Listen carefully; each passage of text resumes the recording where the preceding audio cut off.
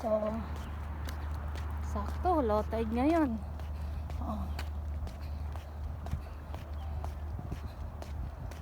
Ay, nilagay mo na dito? Ang alin? Hindi ko na malaya, nilagay mo. Inabot ko sa'yo, be. Hawak mo.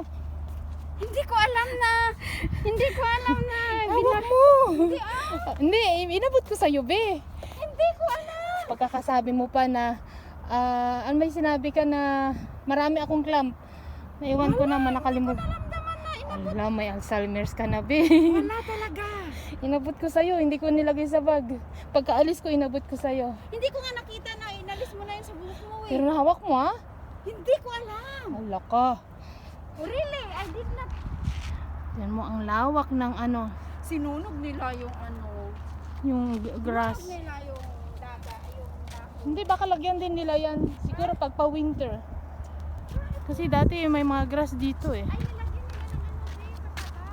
Ah, ay oo. Pupo ng ano yan eh. Be, halika na, makarami tayo. I'm excited. Tignan mo, grabe yung ano oh. Ha? Gibihis daw muna siya. Lalagyan niya yan sa ano. Kasi tingnan mo, may water ano siya be. Spring water. Kaya lalagyan nila yan ng halaman.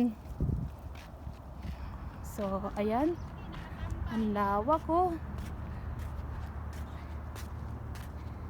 So, tingnan nga natin kung may maaninagan tayong mga suso dito. Kalimutan ko yung panguha ko ng ano. See.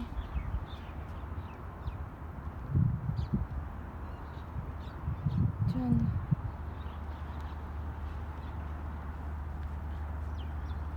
So, dyan yan sa mga gilid-gilid ng bato. Diyan kami nangunguha. Ayun ang pupunta pa kami doon. Doon kami sa kabila. Doon. Medyo yung tingnan mo yung tubig doon is nasa pampang iba. Kasama ko nagbibihis pa.